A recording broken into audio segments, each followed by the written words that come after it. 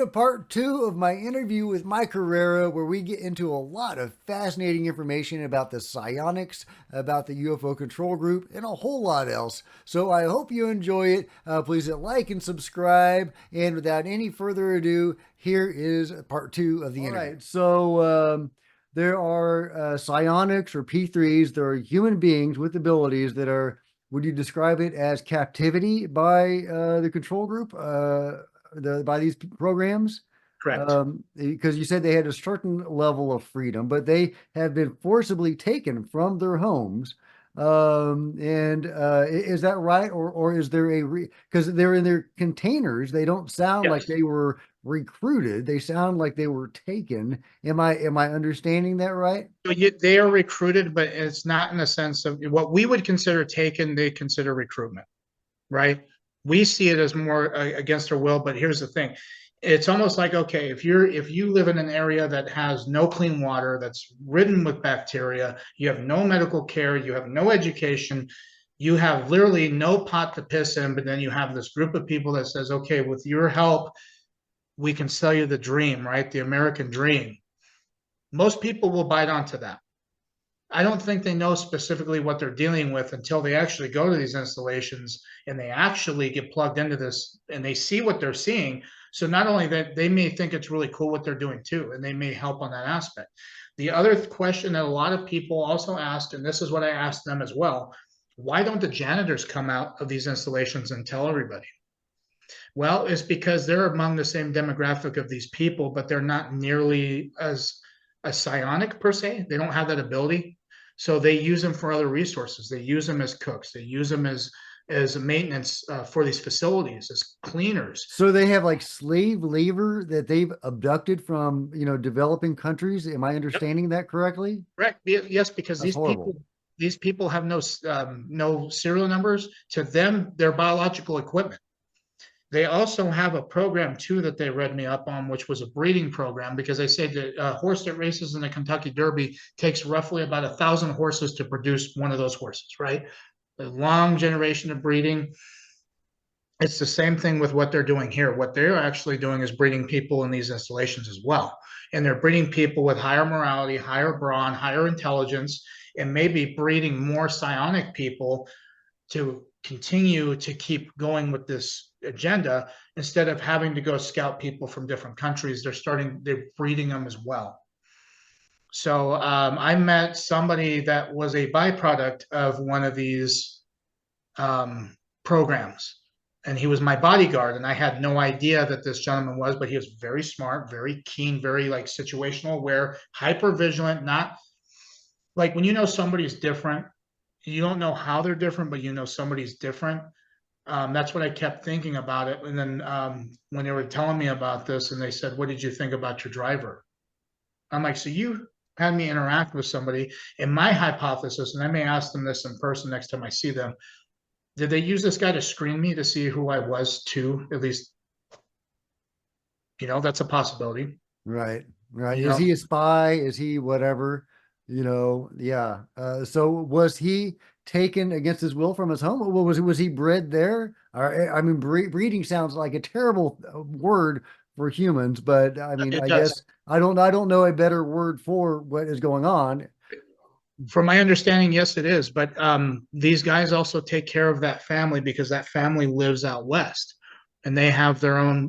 They're well taken care of. I mean, this guy is like a son to some of these people, and I'm talking about these good guys. Like they teach them how to do stuff out in the real world, running a business, partaking in extracurricular activities, things like that, living a normal life, right? But the issue is a lot of the people they pull from these countries, they are basically illegal immigrants because they didn't come through the proper steps to actually come to this country and have an IEN or even an ITN or something like that, or a social security number for the matter, right? So they have to go through the process, and because these guys are woven into it, they can set these guys up pretty good doing that. So I don't know how they bypass all that, which I have a thick book of questions that I have handwritten that I have in my office. So if something pops into my head, I write it down, because when I meet with these guys, I'm just going to pull it out, flip it open, and just see what I can ask them and see what they're willing to talk about. at least that they can have insight on. Because I know these guys don't know everything, but it's just interesting that you kind of get different understanding of how complex this organization is and how massive it is, but with how small the actual organization is compared to a lot of other different well-known groups like, the government, for example, right? But this group is throughout the world. It's not just the United States. I will say that I think a lot of the most crucial stuff happens in the United States, such as research and development, because they use it from the black budget. And that's the tool that they use, is siphoning funds from that. So of course, Right, other right. governments, they may not have the same option that we do as a country.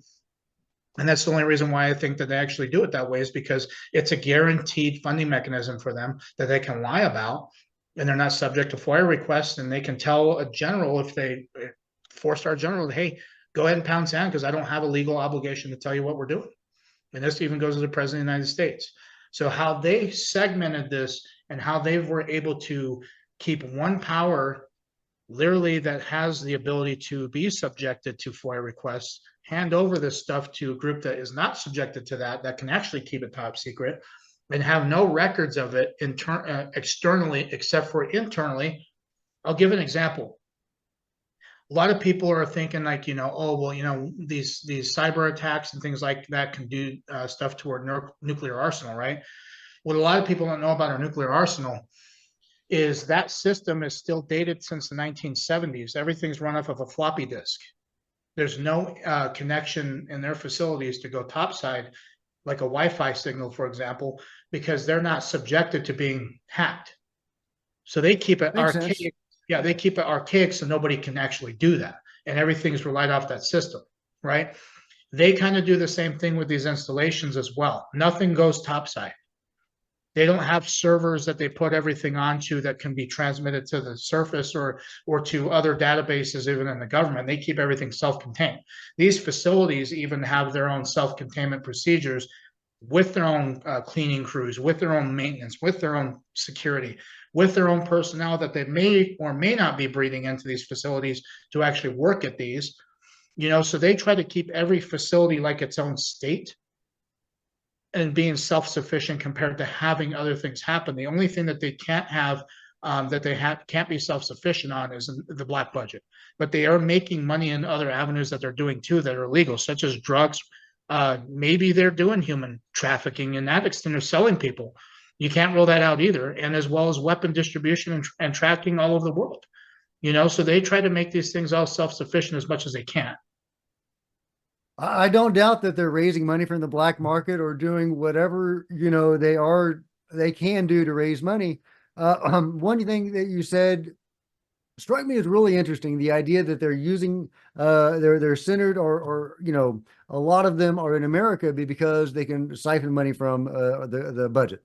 So could they have begun outside of America? I mean, is this, do you see where, Yeah. my mind goes to Germany, Yes. obviously with the paperclip, but, Right. obviously it could be anywhere. I mean, it could be off planet. Who knows?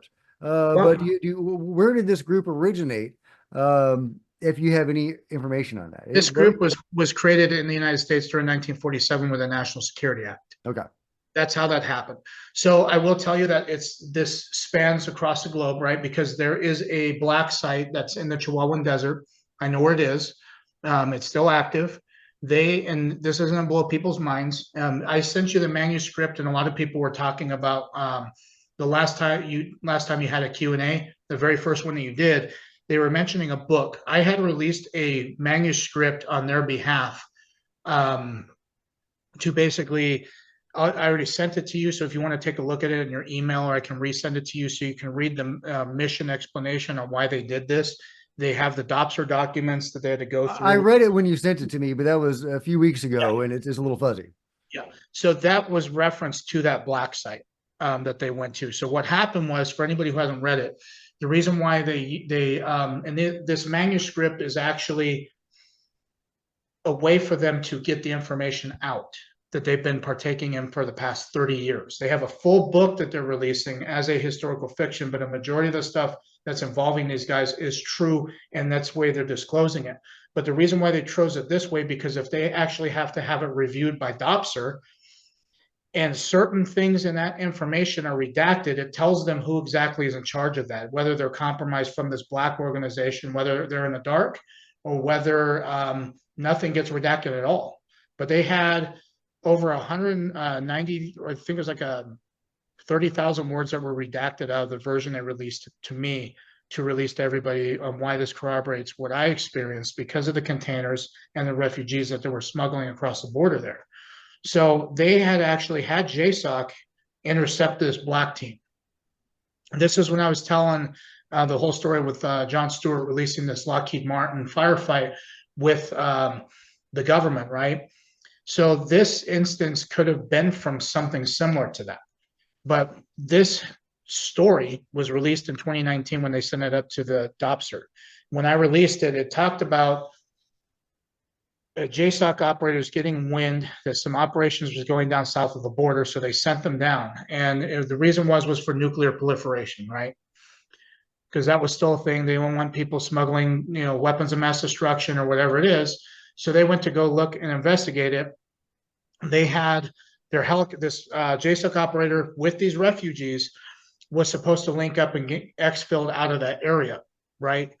And what ended up happening is that this black team intercepted their communications, and they know everything about this guy because they call him by his name. But they landed a helicopter.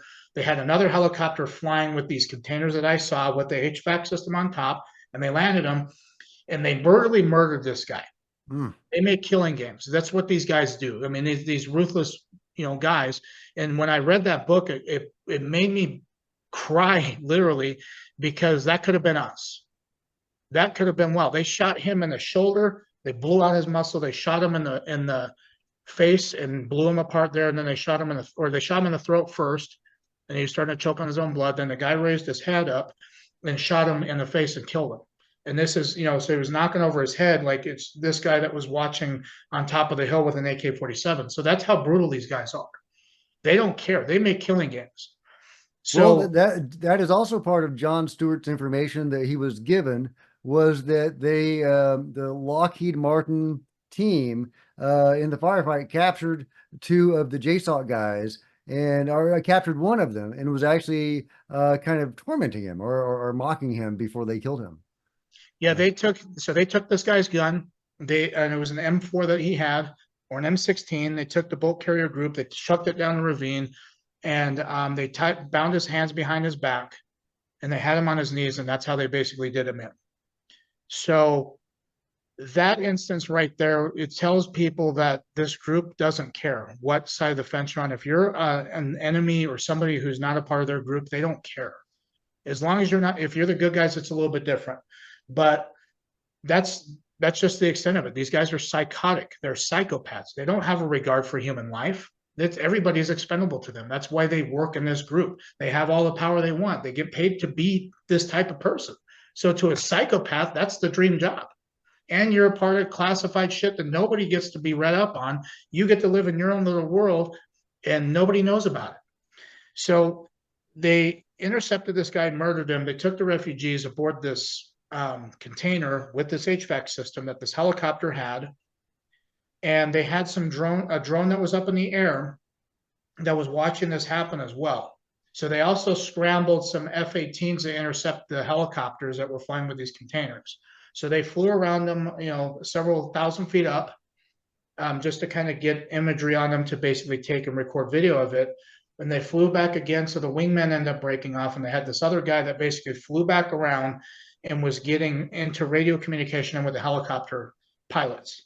And the helicopter pilots weren't saying anything back to them, but the pilots could hear what they were saying. So they started flying these helicopters. There were 2 of them, I believe, if I recount correctly, and they were flying towards this massive mountain, right? And it looks like a mountain. And so what ended up happening is the plane ended up getting so close, the plane got hit with an EMP.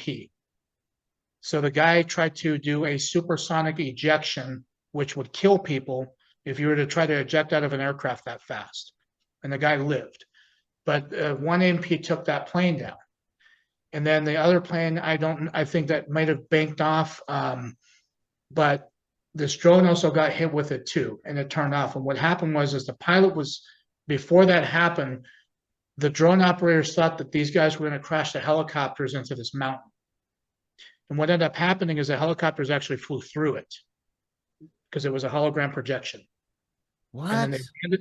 they landed the helicopter, the containers onto that platform, and then they landed the helicopters onto that platform, and then they went underground, like a giant elevator. So they have the power to project a mountain. Yes, they do. They have holographic technologies. They have sensors all over that area that can depict. They can hit vehicles with EMPs. They have, and they're these bases that I know of. At least the one that I went to has the same capabilities. Not with the hologram projection, though. I don't know about that. There could be, because there's some mountains near this place that it could potentially be, but I really don't think so. But this mountain in the Chihuahua Desert is not a mountain. It is it is a base for this black team, this black site that has hologram projection to basically make it look like it's nothing appealing to anybody. Okay, don't fly into any mountains, guys, on the hope that And it's especially in the Chihuahuan Desert. yeah, Don't yeah. test your luck with that. Okay, so that raises a lot of questions. I would read that manuscript again if you Yeah, haven't yeah, I and will, I skim will. through it. And I mean, you'll see how it kind of relates. And the reason, so they submitted this documentation to also some members in the government too. And one of the lines they said in this explanation was because it edifies and corroborates the testimony that I have, Yeah, because it they're well does. aware of this stuff. It They use does. craft too, but they didn't use a craft in this particular this movement. They used helicopters, but they have knowledge that they use craft for other reasons too, also with that, because it's faster. It's more unbelievable too, because here's the thing. Let's say if you were actually to go experience what I experienced and somewhere out in your neck of the woods where it's very secluded, and you saw this go down and you tried to call the police or call the military, is anybody going to take you serious? Right, No. right. Yeah, they're experts with that. So okay, so to get back to the people that were taken. Mhm. So how do they get aboard these containers? Are they recruited and then asked to get in the containers? Do they have guns pointed at them and they're forced to get in the containers? How does that happen? Now, I'm only assuming with this. The reason why is because these guys can't have anything harmful done to them, because if they're at a lower vibration, they cannot be at a higher consciousness. So they keep them in good spirits. My assumption is that they actually have people that are maybe also P3s like them that actually coax them or meet with them and kind of tell them everything that they're, maybe kind of recruit them that way. And then they bring them with this group. Because I can't imagine that if you're taken against your will and at a conscious level, you're not going to be at that level to want to help, because That's you going to already lower your vibration. Absolutely. know. Exactly. So they can't do it effectively. That's my assumption. And when I meet with this P3, I am going to ask him that question. That, how did he get recruited? What, maybe if he feels comfortable, tell me with what part of the world he's from. But I want to know how they got him and how they knew that he had these abilities, because what my understanding, at least, and this is just hypothetical, by the way, this isn't confirmation, but my hypothesis on this is maybe that they're using P3s who know who somebody else has the same abilities as them. Okay. That That's would how I that, think. that would make sense as to how they find them. Yeah. Yeah, that's what I'm assuming, because some people think, okay, maybe satellites and maybe some sort of technologies, which could be true too.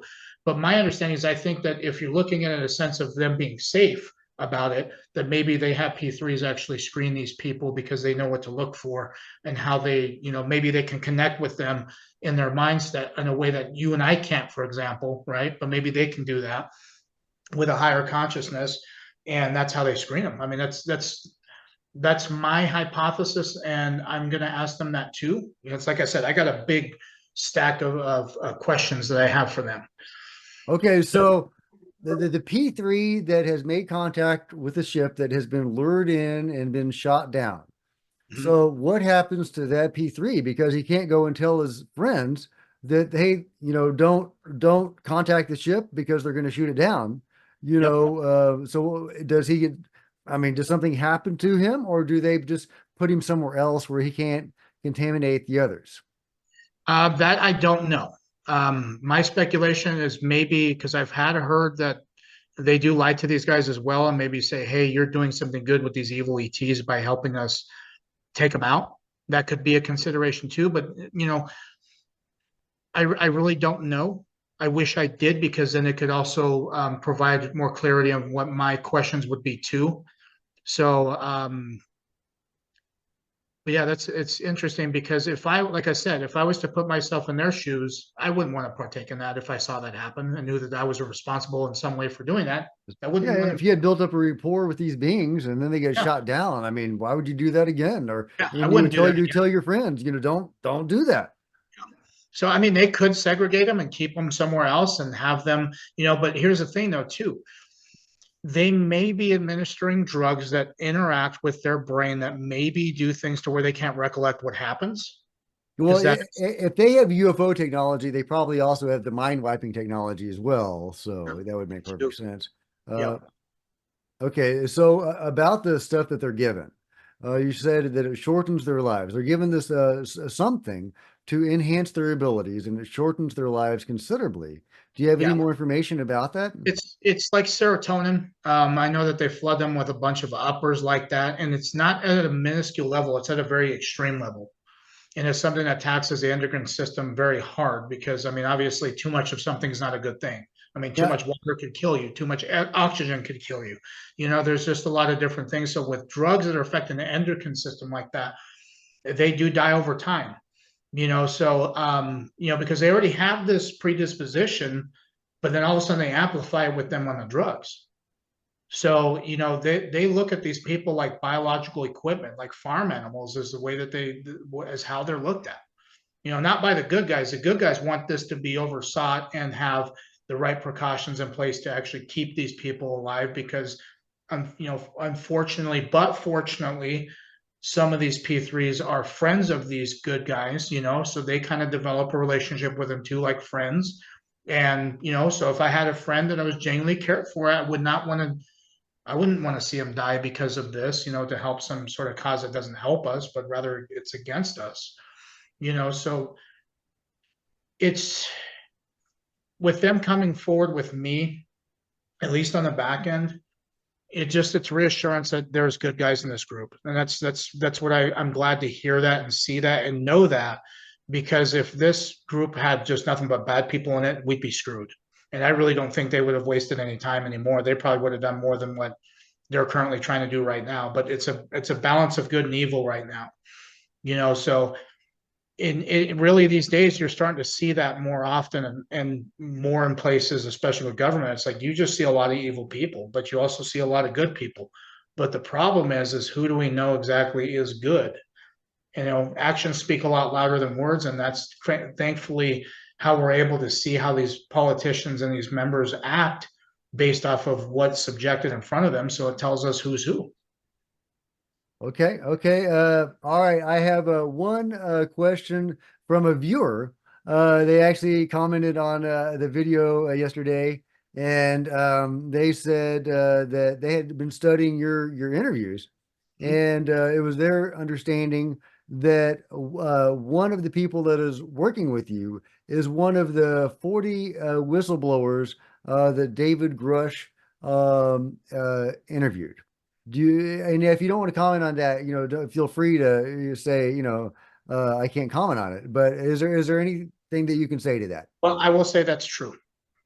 Okay. That is true. I'm Okay. not going to go into specifics, but that is true. Okay. That's juicy. Okay. It is. That's all So you're going to say about that. Okay. I yeah, respect it. I respect that's it. true. Okay. So, Okay. and that's kind of the reason, so that's how they're getting some traction with this. And unfortunately, just because they turn it into a political game, it's what makes it doesn't unmotivate them, but they also know what approach to take now. And that's the reason why disclosure is not going to happen through the media. It's not going to happen through politicians. Disclosure is happening through people like me, like David Grush, for example, like among other people who've had incidental witness experiences like I've had, or people who full blown have worked in these programs. That is how disclosure is going to happen. And so the plan right now is, because we know for a fact the government's not going to play ball, means that we got to take matters into our own hands. It means that when disclosure is going to happen, we're bypassing the government. We're getting straight to the people who need to know this. And granted, there are some people in the government who are on our side with that, which I'm very thankful for, and they allow that to happen. The only constraint and only the red velvet tape, if you will, that plagues this is the fact that in some of these installations, there are some legitimate black programs that are oversaw, as well as conventional programs that are also oversaw too, that if certain people were to relinquish that information from these installations, for example, publicly, that it could land them in hot water because they're legally violating something that they need to keep a tight lid on. Because what a lot of people understand is some of these facilities have multi-role functions. You may have a military base that, maybe, houses infantry, for example, or some other group, but they may have a restricted part of that base that only certain badge holders can have that walk into that are part of these programs. You know what I mean? So that's how they kind of, because there's installations and there's bases, and I've heard rumors of, was it the base in Ohio, right? Patterson, they have kind of the similar makeup with that too, is that they have certain parts of that base only restricted to certain pass holders that are related to this UAP and UFO issue. Yeah, Right Pad is, a long suspected hub of a lot of this. Oh yeah. Ross Coulthart said at one point, Wright Patterson was a veritable parking lot of UFOs. Direct quote from Ross. Yeah. Um, And the thing oh, with Ross too, well, I'm gonna take it. The thing I like about him is he is a honest guy. He wants to get the truth out. Um, he knows a lot of people in these programs. He knows a lot of people in the government, so they kind of commingle and kind of, what they can tell each other things of what they can actually share. And every single one of us that's come forward has been able to connect the dots on some of the questions that they've had. And that's reassuring, but it's also disheartening because, such as my situation, for example, the extremes that these people will go to, and knowing that is something that should be mitigated. And they shouldn't have people scattered from groups that were former military at one point to try to do illegal things. That's just not right. You yeah, know, that's what I say all the time is we need UFO disclosures because these programs need oversight. yes, they do. Because then guess what? As us, the taxpayers, we are the ones that should have the say over this, right? Because the government is supposed to work for us. That's how this was supposed to be created. But of course, they've done some things throughout history that all of a sudden try to put them on top of the whole. When one, we outnumber the government. The only thing that we don't have the advantage of is the technologies, which obviously, if it's integrated, then who's to say that? Because let's say that all of a sudden everybody's on the same playing field here. Now everybody's equal. Nobody's going to be superior to each other comparatively. I mean, even third world countries will have this technology, which would end up poverty, and they will actually have clean resources that will help the environment, and it will help medical. So these guys don't have to worry about malaria or anything that they can contract from drinking the water. So there's so many different things that could happen with this, and I agree with Dr. Gross' film, The Lost Century, because we could, if this technology, which by the way, 1947 was not the first time that this ever happened. And I'm talking about crashes or shoot downs.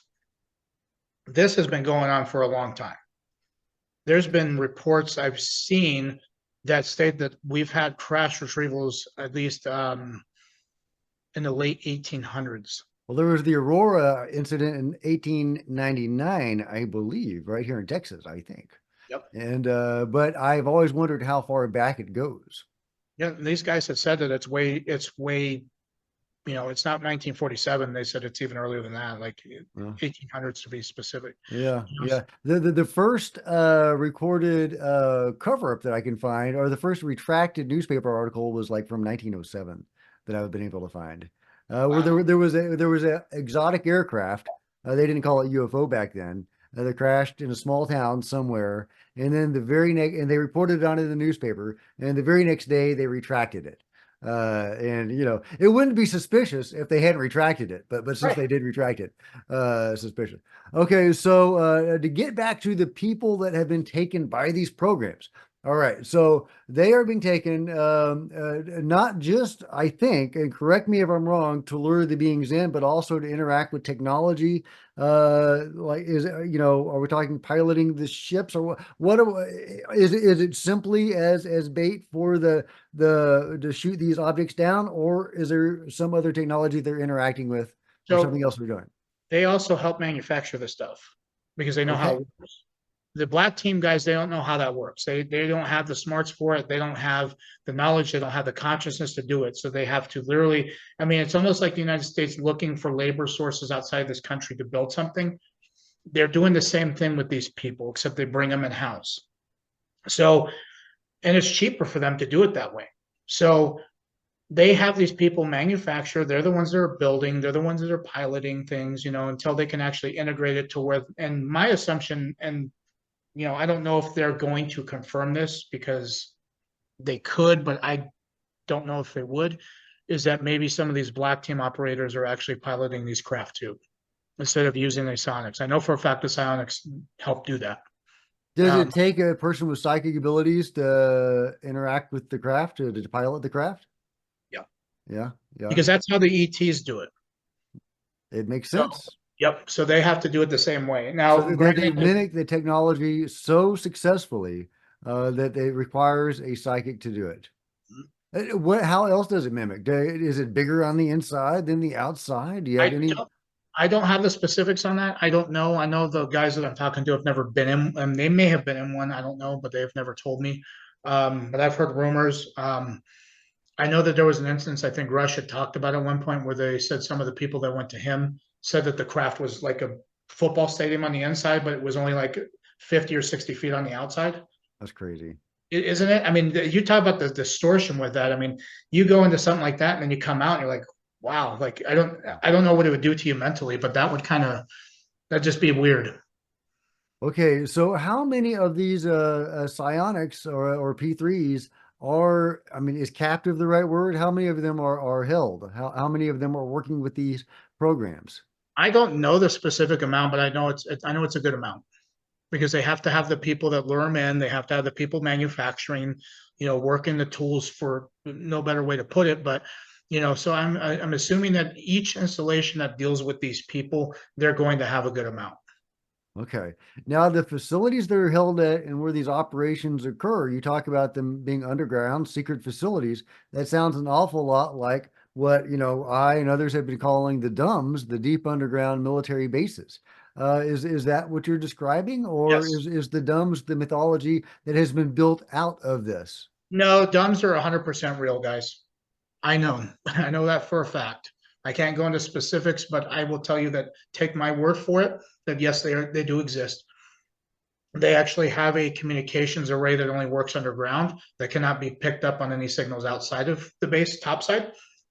They have their own, like I said, communications array, so they can communicate anywhere. They also have, on their closest installations underground, closest to each other, they actually have maglev trains that Oh, go and, you know, they transfer people. And that's only the closest bases. The ones that are farther out, they don't have those connections. But the one that I went to has neighboring facilities underground to it that they do have train systems that are maglev, which are, you know, anti-grav to an extent, but they float above the tracks like that, as well as that communications array that only gets picked up underground and not topside. So that is real. That's hey, 100% real. how big are these underground bases, these DUMBs? Some of them can span several miles underground. Some of them can be a cubic mile underneath the surface. Some of them go, you know, in excess of, you know, I honestly, I think they build these bases based off of the intention first. So that way they know how to scale it underground and know how to do the proper work. Because I mean, it takes a long time to build these bases. Some of these bases have been built in the 1980s, is when they started construction on these underground. So what people have to understand is, on the top side of things, these bases don't look like anything. Top side, they may look like a couple buildings or whatnot, but they have certain buildings that have elevators that are massive, like freight elevators that go down to the surface. You know, it takes several minutes to get underground, or, you know, by the time you hit whatever level it is, you know, but they have some security measures that look like it doesn't exist on these, but they have cameras all around. They have thermal imaging. They can read people's license plates on their cars with that type of camera systems they got with infrared. Then they have somebody topside that basically works in like a guard shack that can radio up, but they keep it compartmentalized to where he doesn't know what the hell's going on in that base. He doesn't have any knowledge of it. All he knows is that's his appointed duty, is basically let nobody through this road unless they have the proper credentials to do that. So, but yeah, DUMBs are a very real thing. And Are it's there amazing. any beings held captive there? Like we were talking about, like retrieved from these downed ships? Yep. There is. I don't know if they're held captive to this day, but I know that for a fact that they do have these beings. Now, the things that people need to understand, if they've already done stuff with this particular race, they incinerate the bodies. So they do the same thing with civilian aircraft. The thing I do not like about this, but I'm very thankful that this insider has told me this information, among other sources too, in the government, is that they don't have a permanent flight restriction over that installation 24/7, like you would see at a regular military base or at an airport, for example. They do what's called a TFR, which is a temporary flight restriction. What that allows for is when they're conducting operations, they can do it safely, they can ward people off. However, it does not work all of the time. And you have some people that are flying in a Cessna, because this TFR goes up to 60,000 feet. There's not very many aircraft that can fly that high that we have knowledge about in a conventional sense, right? Because the U-2 can fly up 70,000 feet. You have the MiG-25, which can fly, which one pilot took it up to about 135,000 feet, so there's some capabilities, but for the most part, conventional aircraft are not going to be able to fly that high. So some of these people on private aircraft, helicopters, Cessnas, maybe even a little bit larger planes than that, are shot down with these same weapon systems. And these retrieval teams go and collect the wreckage. They discard the wreckage. However they get rid of it. They also incinerate the bodies too, and they also put a missing persons report out as well. So they're covering up the fact that these people are getting shot out of the sky too.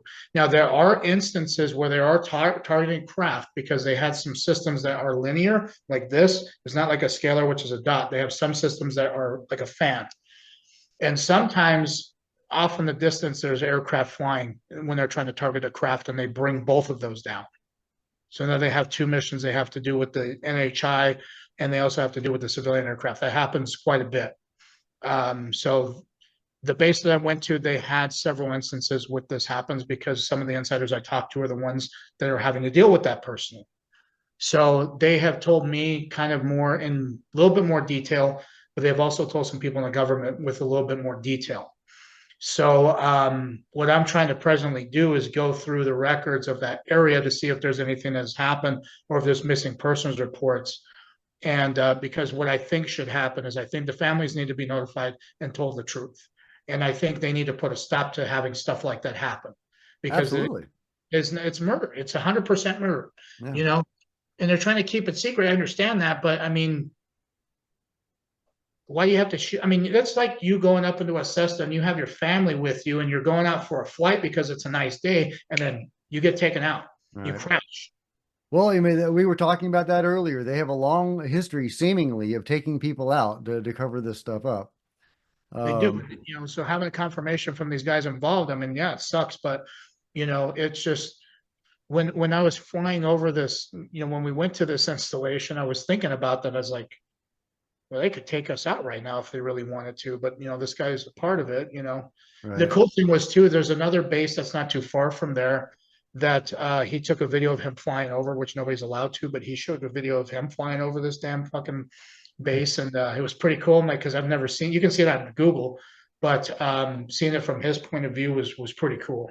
Yeah, because Yeah. I've seen a couple of aerials or purported aerial pictures, maybe even a couple of videos that are supposed to be aerials taken from these dumbs.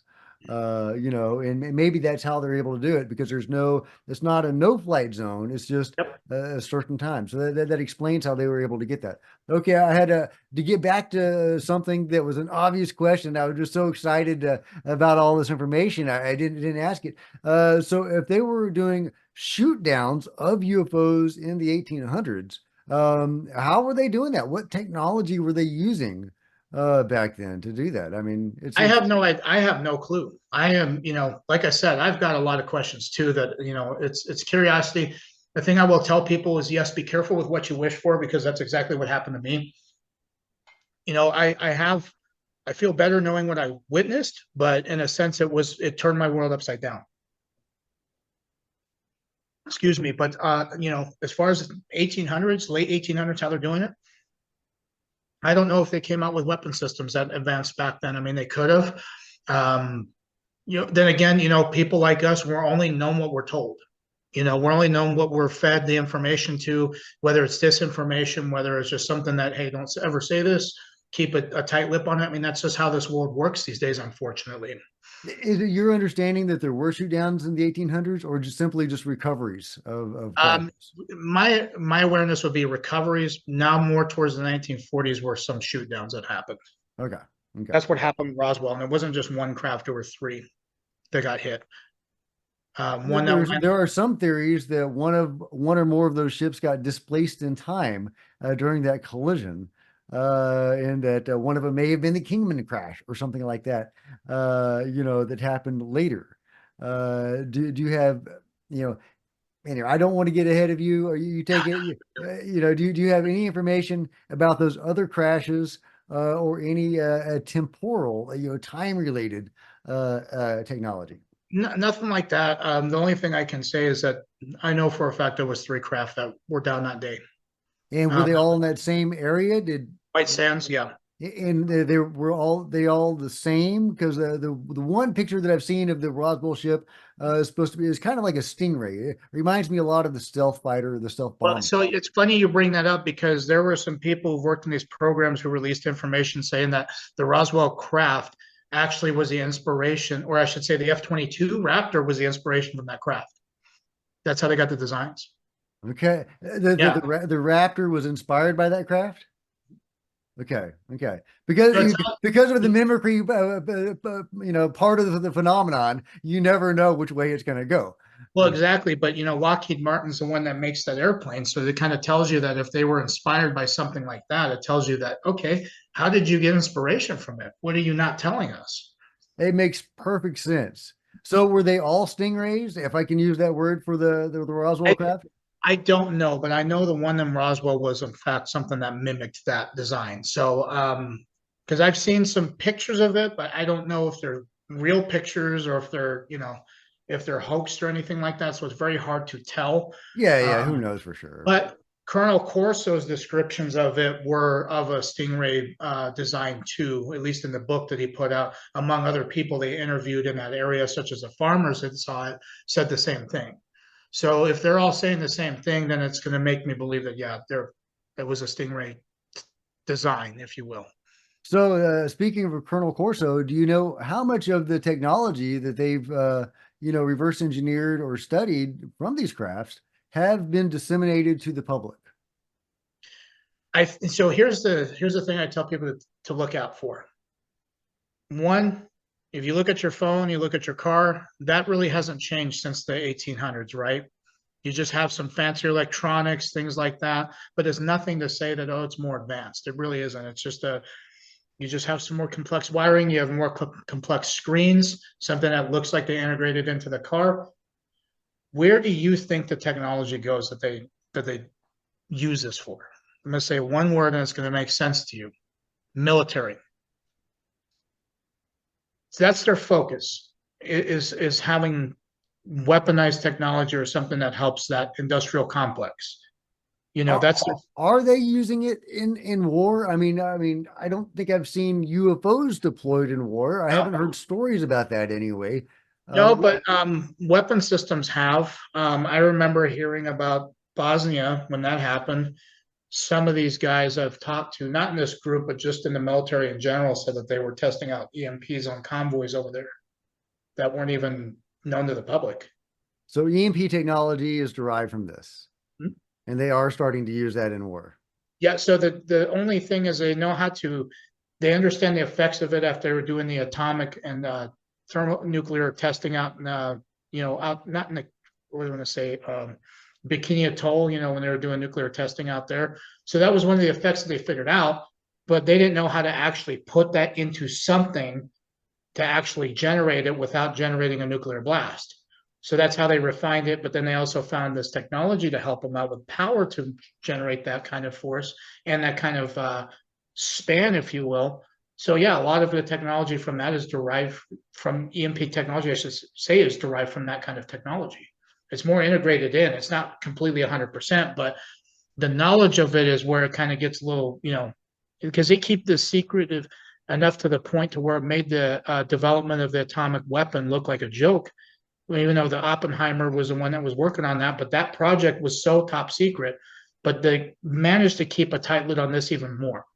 Well, I mean, if they can warp space and time or do whatever they're doing to go faster than the speed of sound without creating a sonic boom or disturbing the trees or the, even creating friction, they've got some amazing technology that I can't even imagine the power needed, the power it would require to do that. Could probably power a city for a year just to do or more than I can't imagine the power involved in this technology. Well, I can't confirm this, and this is just something I've heard, but I've heard that a cup of this stuff is enough to boil over the oceans of this entire planet. That's insane. So, because ever since I got into this, it was like I said, I didn't believe in it. I was completely against it. I thought people were crazy who were talking about this kind of stuff. But the more I got into this, I started watching YouTube videos. So they have Joe Rogan talking about Bob Lazar. Like he had him on his podcast, and Bob Lazar was saying the same thing, like understanding the magnitude of power for these craft in order to do what they do takes immense power. So, especially stuff that's not native to our planet. So the fact that they're able to reverse engineer that tells you that they've got some pretty brilliant people to figure that out and know how to replicate those designs or replicate those power plants, because I can't remember. I remember Dr. Greer talking about this. They were trying to fly a craft out in, was it Texas or Oklahoma, that was hooked to like a bunch of helicopters, and it flew over this car that the radiation, because it had like a nuclear reactor that they tried to put on it to power this craft, and that radiation ended up burning these people that were driving underneath of it. You know what I'm talking about? No, it's not ringing a bell offhand. What is it? Because there's one of the survivors of that, because I think that it was a young kid that was in the back seat that ended up surviving, because the mother and I think the other person, it might have been a sister or something, they were killed later in life because of the effects of that radiation. When did this occur? Oh God, I'm not. I'll have to look it up. Yeah. I'm gonna have to send you the article or If send you. I can place it, maybe I can Yeah, recall it. But yeah, because they showed some images of this, at least computer generated. And it was a bunch of helicopters that were hooked to this craft that was in the middle, and they were trying to fly it. And so I think it was it may have been Richard Doty who was the one who briefed those pilots or debriefed the pilots that were trying to fly that craft. I think that's actually why he confirmed that story actually did happen, because he was one of the debriefing people, because I think he worked for OSI, I believe, at now that time. people are going to hear Richard Doty and they're going to assume it's BS. Because he was a disinformation agent, an admitted disinformation agent. Correct. And are you of the opinion that he is a truth teller now? I don't know. I don't know him personally. I think if I ever do meet him, I think he'll be able to tell me, because I'm pretty good at reading people, whether they're being truthful or not. And but then again, the training that these guys go through, I mean, they could lie to the president saying that they had a football thrown at them that had spikes on it, and obviously didn't leave a mark on their face, but they're that good at convincing people and lying to them. So they're trained to do that. So I don't know. I don't have an opinion formed on him yet. I haven't really looked into his stuff. The only thing I looked into was when I was hearing about that, when they were trying to pilot that craft and had a nuclear reactor that was spewing all over the place. So they were trying to pilot these craft with nuclear Mhm. technology. From my understanding is I don't know if the craft was damaged and then the propulsion system gave out on it or something. I don't know if that's how it works, but I heard them trying to put a nuclear something that ran off of nuclear power to try to fly it, and that's why they had the helicopters on it to try to keep it Yeah, stable. I have heard those rumors that, I haven't heard it confirmed like this, but I had heard the rumors that they were trying at one point to power these things with nuclear technology. Right. Uh, what are they powering it with now? Did they perfect the nuclear technology or is it something else? It's something else. It's not anything nuclear, but what people also have to understand. So, are you familiar with Jonathan Wagan's account? He was the other Yes, Marine. yes, Lance Corporal Wagon. Yeah, I've talked about him several times on the channel. So, I've actually reached out to him last year, and Oh, why I reached, yeah, neat, neat. because he was relieved that another Marine had witnessed something similar, right? Not nearly a crash retrieval that they were doing, but what I will tell you, this well-known public figure who's also in the same boat I am, I'm not going to name him, but his sources, which we have the same sources, they confirmed to him that that 1997 event was real and it did in fact happen. Wow. So I Wow. took the The screenshot. implications of that are amazing. Yes. Uh, Well, you could, let me see if I can find something really really quick because I want to just kind of, hopefully it didn't go away yet, but because he was seeing a multinational hub of these UFO crash retrievals. Is it was it Peru or Brazil? I'm it was saying Peru. Peru, Peru. yeah.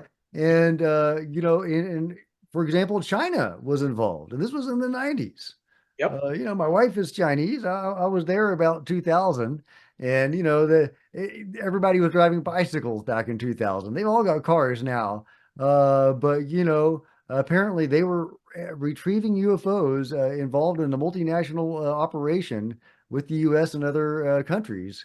Even though we're ostensibly, hostile or not friendly to each other now, Right. we're working together on that, or we were at that time, according to Weigand's information. Am I saying his name right? Since you've Yeah, interacted with Weigand, I think is what it is. Weigand, Yeah, Jonathan Weigand or something like that. Weigand. Okay, okay. Um, but basically, what he was saying is that they actually were contracted in this black group. I'm trying to find it in here because they were specific about it. I think you said the Department of Energy was involved, right? Well, yes, that is, but these guys actually were underneath DOE for a little bit as contractors for Okay. this issue. Now, when you say contractors, are you saying mercenaries? Kind of, yeah. I mean, kind of, but more like specialized people who had military clearances or training. So Okay. most of these people are former military, former special operations, and some of them were. So because the other thing was DuPont was a contracting company that they were working for under DOE to investigate this issue, or at least to do the crash retrievals, because they were putting it under the fact of nuclear. So it puts this whole different category that not very many people can look into it, and DOE can, with DuPont being the contractors. So when they talked about that, all of a sudden it rang a bell to say, oh, okay, so you're talking about the people that Weekend ran into when they did that in 1997.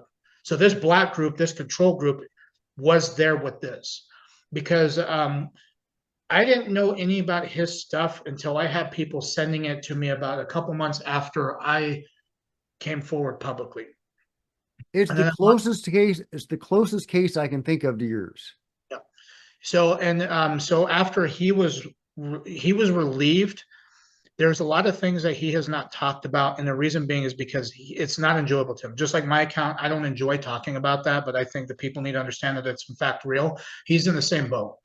But it completely changed his life in a negative way, and he had some guts coming forward to talk about it too, because he got flack from I got flack from other Marines, other service members who just can't wrap their head around this idea.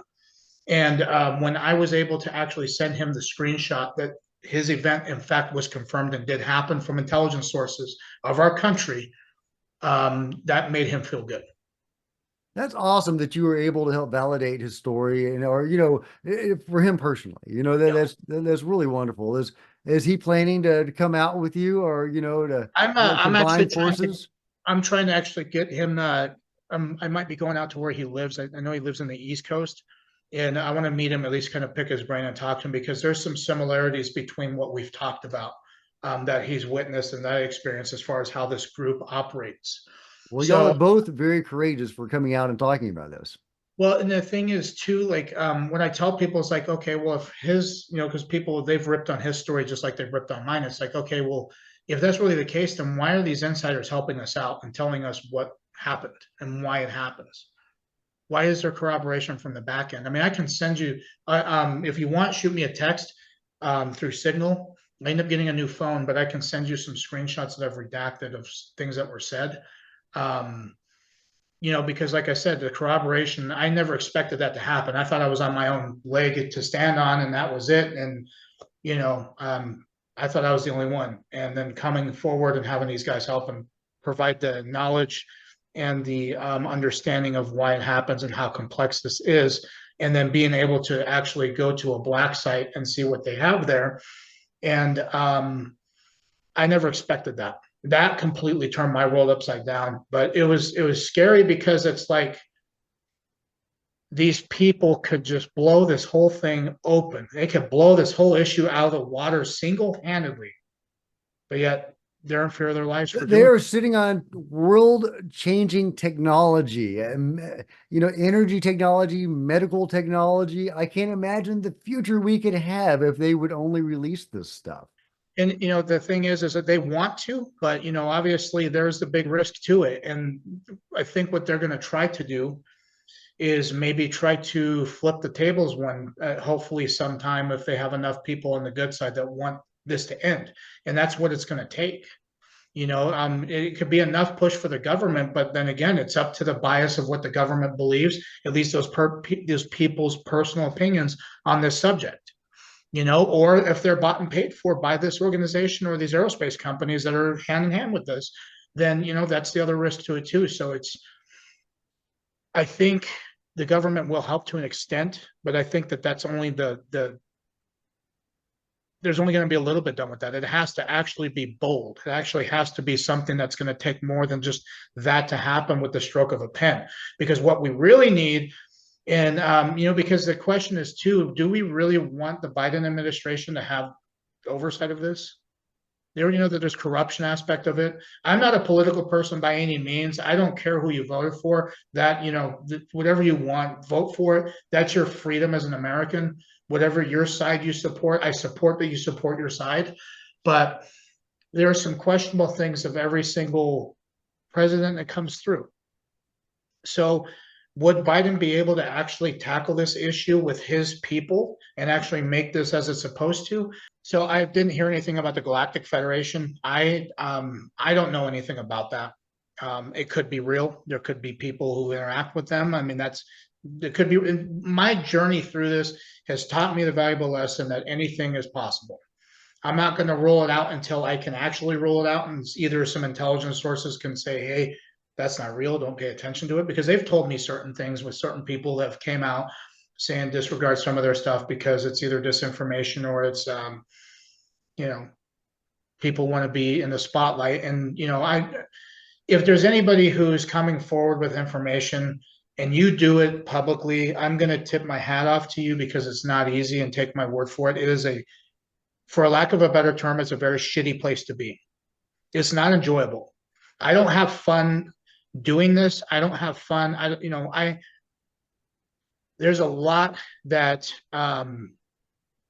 like you can't relax. Like I do meditations. I have a meditation teacher who's done phenomenal work on me, trying to bring my anxiety levels down, because I got constant heartburn ever since I've came out with this. Like, it is stressful, but it's not an enjoyable place to be.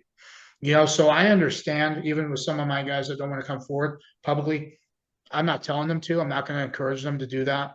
You know, but it's not. I understand why people don't. I don't regret it. I think it's been good for me to educate people what I've learned and what I've stumbled onto. That's connecting the dots for other things that have happened, and to be a part of that movement, of getting us out and getting the right oversight and getting the political people in Washington, D.C. to do their jobs, because that's really what I want to see happen. Um, I like knowing that I'm helping with that, and I can live with that. I don't make money from this. I don't care to make money from it. I'm not in it for money. I never will be. Somebody can offer me $1 million to shut up. I'm not going to shut up. Somebody could offer me $1 million to keep going. I'm not going to take the million. I'm self-funded. I want everybody to get the truth, because I'm a part of that everybody group. The only Well, difference is I just saw something happen that I never thought people would take serious. I never thought the government would take it serious. I thought they were just going to brush it off, which Arrow did. But I'm talking about other prominent people in the government that actually respect what I have to say and they actually are serious about it. I'm very thankful for that, you know. But It looks like the House Oversight Committee is very promising. they are. I talked to some of those guys. I can't name who, but I talked to some of those guys, and they're pretty cool people. Um, they're not the stuffy type of people you would think, you know, but then again, it's only a select few who are really interested in this, you know, that want to get the truth out and the knowledge to the right people, you know. But I'm a part of the group that wants the truth out, and I want a big part of the truth to allow us to grow as a race, as a human species. And you know, Jack, if there's ever a chance where I get to actually have a psionic take me up on a craft, I'm picking you up. We're gonna Hey go man, let's do it. Let's party. I've got the keg. so that's going to be interesting to do an anti-gravity keg stand. Yeah, right, right. Let's get the fancy astronaut technology. I saw a guy washing his hair the other day in space, supposedly, had special zero G hair gel. Of course, he was bald, so it really, I don't know why he was washing his hair. But okay, so Mike, is there anything that I've forgotten to ask? Because I know as soon as we ring off, I'm going to think of 1,000 questions. But is there anything that you would like to say that we haven't talked about yet? Well, I mean, I think having confirmation from these sources saying that people have been hurt by these craft is real, because these sources know people personally that have. I don't know if it was in a hostile way. So for anybody to say that nobody's been hurt by this, they're sadly mistaken. I know Dr. Greer has probably said things like that, but if they're protecting themselves because they, and this is a part of people doing crash retrievals, and that's their actual job with NHI, and them having to say that, it's like, okay, so it is true. People have been hurt from this, getting zapped by a craft. I don't know how, I don't know the specifics or how it happens. I don't know if they touched it and it just pulsed through them, like getting shocked. I don't know. But to that be confirmed on multiple cases, because this came from two sources. I hate to interrupt. What was No, that, zapped deliberately, or was that an accident? I don't know. But I'm willing to bet that if it was zapped, it was probably intentional and it wasn't something to just be accidental. Okay, I all right. don't think, So yeah. sorry to interrupt. That would just seem like an No, you're important thing good. to You're good. clarify. I Yeah, don't yeah. consider it interrupting because I'm the same way. I got a million thoughts and then try to like, oh, okay, this one. So I don't take offense to any of that. But to have two sources directly involved with that say the same thing, it's not like they got anything else better to do and then just, oh, okay, we're just going to say this. No, because they were a little bit specific with it, because they know some of the people on their team that were affected by that. And then the kinetic involvement in 1978, which was weird, because it was, like I said, NHI being held captive at a black site. And then I don't know who was the one that got him out or how that happened, but I guess what they were saying is that was briefed in a skiff in Washington, D.C. So there's some politicians who know about that more than I do. But they confirmed that event actually did happen. There was kinetic involvement. Do we know anything about that? Any number of casualties, for example, or any? No. Okay. Yeah. No, because those details were provided in confidential nature, or at least in a skiff. So, Yeah. and they won't tell me the specifics of it because they told me flat out that it wasn't a skiff, and I can't tell you the specifics of it. But I can tell you that something did happen in 1978 involving NHI being captive at a black site. I don't know what black site. They also confirmed, obviously, autopsies being done on these ETs all the time with ones that pass away from crash retrievals. One of these sources knows people directly involved who still do that to this day, that may be coming forward, not in a public sense, but to the government, saying that they've operated on these biologicals and where they died and what they look like. Everything that they could detail on that, they will hand over to them. Now, this kinetic event, I mean, are we talking like Dolce kind of thing? What? That I don't know. Okay. Because I asked him, I said that kind of sounds similar to what Phil Schneider. Because I've only, what was it? August time frame. I had somebody send me a video of him talking about that, like he was a contractor or Right. something, Yeah. Yeah. and he got in a firefight with these beings. I mean, it could be, it very well could be, because I've it's heard different story. I've heard different versions of that story right. of the But Dolce. here's the funny thing is Dulce is a black site too. Dulce. and people think that first and foremost, Dulce is real. It is very real, but there's some misconstrued parts out of that. Because if you're an outsider, that you're in the organization or you're a part of whatever organization that oversees that installation, if you have no knowledge of them having beings that look ET, but they're not, but they're man-made, because that is a real thing too. And you're somebody like a somebody who works in that installation, and you look into a part of a building or a room, and you see them standing there with some scientists and maybe some military personnel. In your mind, you're going to think, oh, they're working with ETs. That's how that information comes about. But in fact, they could be synthetics or, program life forms, if you will, is what they're actually called. Those are very real too. So I don't know the specifics of that either, but that was confirmed to me that they do have stuff like that. And that's what they use cattle mutilations with these paramilitary organizations, such as this black group, to use these advanced aircraft, helicopters, even that don't produce any sound. They fly around on those to farms, and they have some super high tech medical equipment they use to extract the DNA from these animals, and that's what they use to suspend the material to make and grow these beings into, and so that's how that's integrated. So that told me the fact that cattle mutilations are human. I don't know if they would be ET. I can't say that it wouldn't be because I don't know everything. I wouldn't roll it out, but I know paramilitary organizations are doing that, and they still do it to this day. And as a matter of fact, I bought some land out south that's near where this happens all the time, and I'm going to put some night scopes out there with camera recording, and I'm going to see if I can capture of any of these guys doing that. Ooh, Because put up a big sign that says, "We've got the good DNA." Mutilate us. but yeah, Uh, so I want to see how that, because in southwestern Colorado, this happens a lot. There's people who have a livestock that's mutilated. So I bought quite a bit of acres out there. So I'm going to put some stuff out there and see if I can track any of this and see if there's anything that happens. And if it does, then I'm going to release that, obviously. The other thing I want to tell you guys too is when I go meet with this P3 who's going to summon these craft for us, that will be recorded. And that will be recorded with night scopes on an iPhone. And the reason why they're choosing to do this on an iPhone, because I'm going to have scientists analyze the data to say, because you can tell if data on an iPhone is manipulated. It will tell you if it is. There's some fingerprinting, if you will, that can tell and suggest to people that it is. So when we record this and we can see stuff for a fact being materialized in actual craft, the identities of people are not going to be revealed. I will hint this, that there are going to be very prominent people with me watching this happen that are well known. And it's going to be exciting to see the look on all of our faces when all of us can say the same thing at some point publicly when this does happen. But they're going to record it with night scopes with the iPhone, so that way they can show that the data has not been manipulated, that it's not CGI, that is actually in fact an actual video. that's amazing, Mike. I can't wait to hear what happens and When that to see the does footage.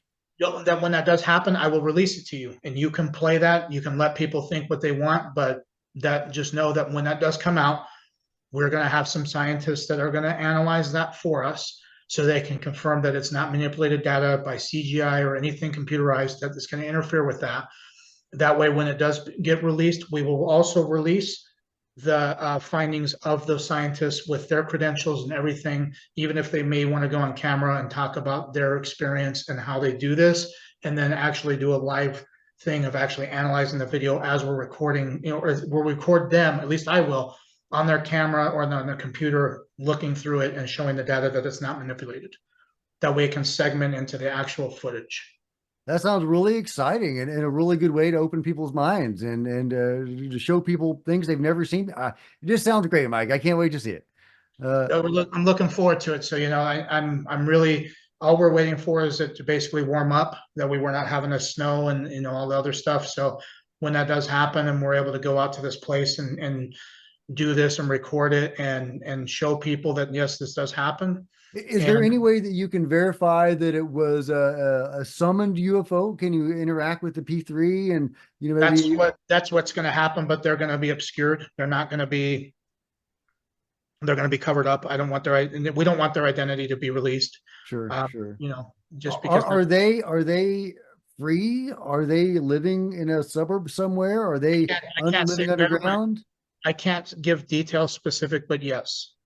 Okay, I will tell you this, that they have accounts all the time of missing time, interesting. and they are Interesting. chipped. Okay. And So those are they chipped by us or chipped by them? by the control group. Okay. Okay. All right. Uh, that is just so fascinating. Mike, I have 100 more questions about all of that. I want to know the daily life of a P3, in suburbia or wherever he is, living his life with his family. Uh, but let's save that for next time. Is there anything really important that we've left out that we should go over? I think we hit the nail on the head for right now. I mean, like I said, I'm on this journey too, just as much as anybody is. And if I'm cleared to talk about something, because like I said, I submit the information or who I'm going to talk to before I do anything, just so they can tell me, okay, talk about this, or maybe you should relay this, or have it make sense this way. They're very helpful about it. It's not like they're telling me don't talk about it. They just want to make sure that the actual points are driven home. And, so it's more of like a, hey, if I can get more, not knowledge, but the way they explain things is like, sometimes I feel like I'm playing a telephone game, because it's like these guys, it's an everyday thing for them. They know how this works inside and out. It's a job to them. It's their life. So that's why I try to get reassurance to say, hey, am I saying this right? Should I say it this way? What's your take on it? Am I accurately depicting it this way? So for the most part, they said everything's good. So I know they're going to watch this. So you should be thrilled to know that there's some insiders that are going to be seeing what you put out. So Hey guys. uh, all right. So I know people are going to want to contact you and stuff. You may not want to be contacted by viewers of this video. You probably want some privacy, but is there a way for people to interact with you online or to contact you? How would you direct people? well, I mean, they could either get in touch with you if it's something that actually would be beneficial. Because, like I said, I've had media, I've had a lot of people try to get a hold of me that I refuse not to talk to, and it's just because I don't view myself as this celebrity. I've had people that try to interview me, and I declined them because they put me on this pedestal. I'm not. I don't think. I don't think I'm like this person who's like this ego-driven person who just, I'm just trying to do the right thing and trying to get this helped out. So I don't like when people try to say that, like I'm this famous person or whatever. I understand that there is association to that, but I don't view it in the way that some people would. I think I'm just a frontline leader, trying to do the right thing. And Well, so you have had the courage to come out, and not everybody has, man. You really are a hero. and what I try to do is I'm trying to set the example of trying to get other people to do the same thing. If I can do that safely and talk to them first and tell them, hey, do this instead, or maybe you might not want to come forward publicly anyway, but I can get them in touch with the right people. I've already had one gentleman I've talked to that actually in California saw something that actually was really close to him. That was a reverse engineered craft. So he gave me the details. He said it was similar to what I saw, but not nearly, like the coloring was a little bit different. It wasn't, it was at nighttime, but it didn't make no sound. It moved very, very fast. And it actually had like these lights on it that were actually tracking him. And he thought it was a police helicopter at first because he was trespassing on some property. And he's like, oh, geez, here's the cops. I'm going to have to run away. And then all of a sudden he just watched it like fly. And like from a distance, like from where it was at, to get close to him about 100 feet over, he said it was the scariest thing he's ever seen. And he was in the military for a little bit too after that too, but that happened when he was 18. So that was pretty freaky. But he put an actual report through that actually went to the right people to talk about that. Okay, So it's just nice. another citing account. But I told him don't go public with it. I was like, you're better off, you know, being private about it. And it was certain days I'm like, oh, did I really do the right thing? But then knowing that I got the support that I do and the people that are helping me with this, it's a good place to be, but it's still a lot of arrows I take, a lot of stuff that, I don't care what people think at the end of the day. I don't, they can think negative all they want. That doesn't pay my bills. These are people, I tell this to my employees. People put so much concentration when you are the main star of your movie. Your movie's your life. Jack Connor is you. You're the lead character. You're the most badass dude in your life. Some people, with that understanding that they are the lead character in their life, in their movie, that what they call their life, they put more emphasis on the people like cab driver B and bouncer A, bouncer B, cab driver C, than what they actually do for themselves. Those people they're just extras in your life. I don't let people deter me from what I'm doing. Just because people think ill of me, I don't care. I really don't. They have reasons to, then so be it. Believe whatever you want. We're in a free country. But I will tell you that the support that I get in a positive sense, I greatly, greatly, greatly appreciate it, because it shows me that people want the truth to be blown out of the water too with this. So rest assured that I'm working for everybody here. I'm working for humanity. I'm trying to do the right thing. And it's been an uphill fight. I've lost a lot of sleep from it. I am stressed out of my mind that I can juggle business on top of this and take care of my wife at the same time. It's a never ending journey, but my faith is that this is gonna happen soon, and that's my motivation. Well, thank you so much for having the courage to do this and for putting up with that stress. For taking these slings and arrows for us. I really appreciate it, and I know others do as well.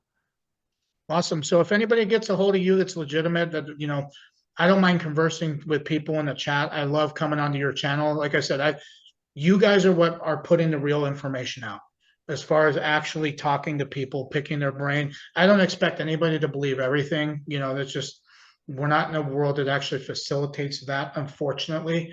And that's why we have to do our due diligence to make sure that the right things are being done with the right people. So until, like I said, I won't rule anybody's stuff out until I can physically and actually rule something out and prove that it's false. I won't go through the time to do that.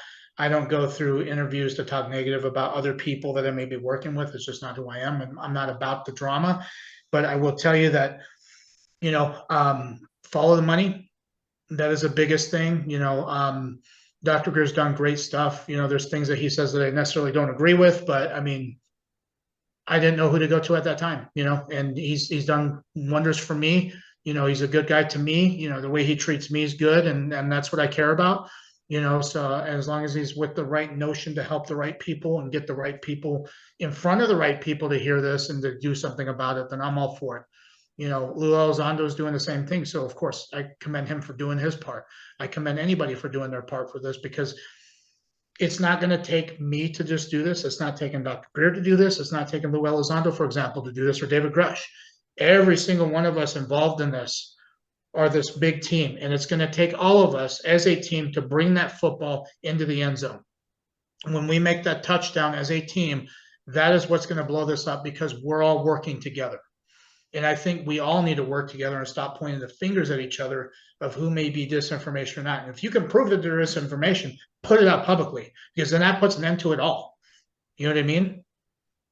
Love it. Love it, Mike. That is a beautiful place to end on, that we should all be working together toward disclosure. We all Uh, should. Absolutely 100%. Thank you so much for joining us today. And I really appreciate it. I know the viewers have too. And just Godspeed on your journey.